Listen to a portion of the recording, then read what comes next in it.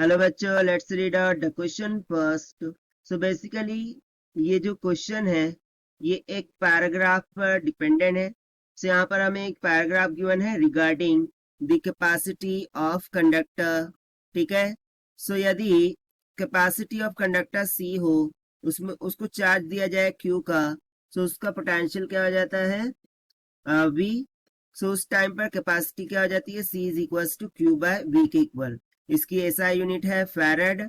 1 farad ये 1 coulomb per 1 volt के equal होती है। उसी तरह से आइसोलेटेड स्फेरिकल कंडक्टर के लिए कैपेसिटेंस हो जाती है 4πε0 r के इक्वल।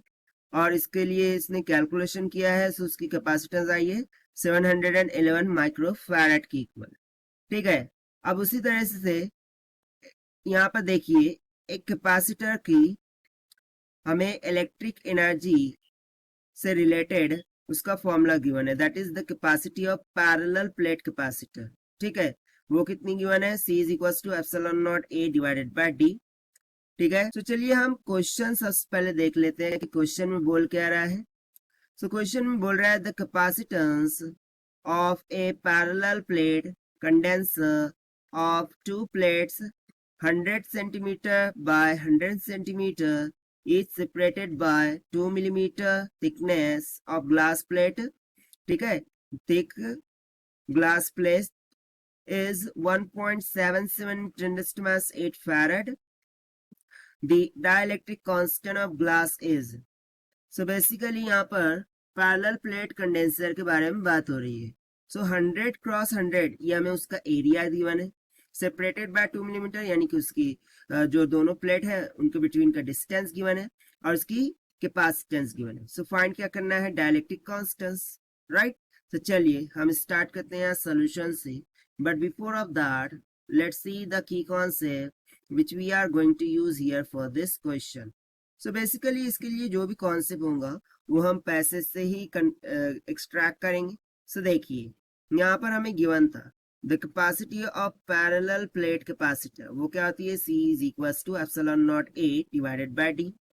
सो इसी कॉन्सेप्ट को हम यहाँ पर यूज करते हैं, that is C is equal to epsilon naught A divided by D।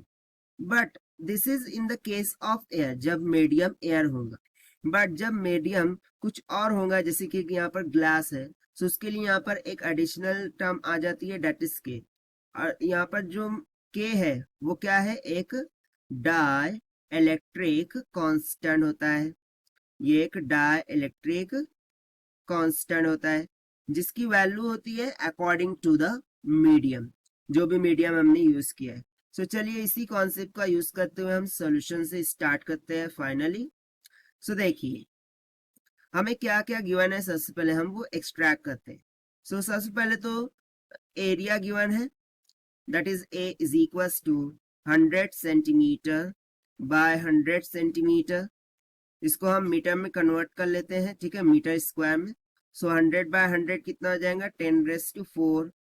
इसको मल्टीप्लाई करना होगा 10⁻⁻⁴ से, ताकि ये मीटर स्क्वायर में हो जाए। सो ये दोनों कैंसिल हो गया, मुझे एरिया क्या मिल गया 1 मीटर स्क्वायर के। ठीक है, area of the parallel plates. Now see distance between the plates, उसको हम डिनोट करते हैं D से। वो हमें गिवन है 2 मिलीमीटर के इक्वल, मीटर में कन्वर्ट कर लेते हैं। सो हो जाएगा 2 × 10⁻³ मीटर।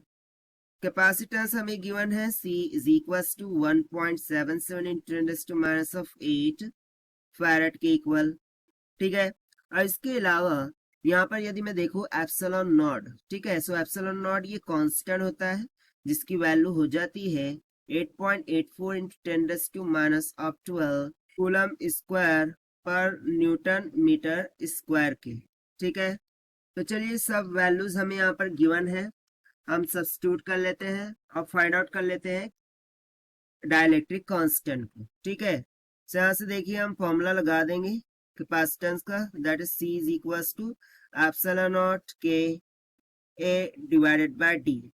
नाउ वैल्यू सब्स्टिट्यूट करेंगे 1.77 × 10⁻8, this is equal to epsilon naught 8.84 × 10⁻12 multiply by K find out करना है, एरिया है 1 metre square divided by distance है 2 इंटू 10⁻⁻²।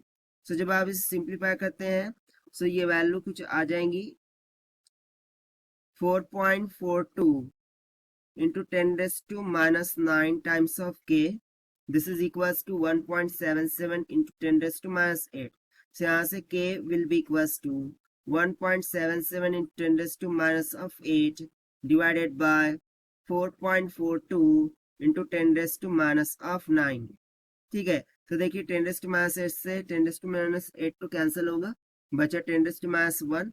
सो ये ऊपर जाके 10 हो जाएगा। सो ये हो जाएगा 1.77 बाय 4.42 इंटू 10। सो जब आप इसे सिंप्लीफाई करते हैं सो के की वैल्यू अप्रोक्सीमेटली 4.0045 के इक्वल आ जाएंगी। तो सिंपली हम बोल देंगे के इज इक्वल्स टू 4। ठीक है, और यही हो गया हमारा required answer, that is the dielectric constant for the glass we have found here as 4.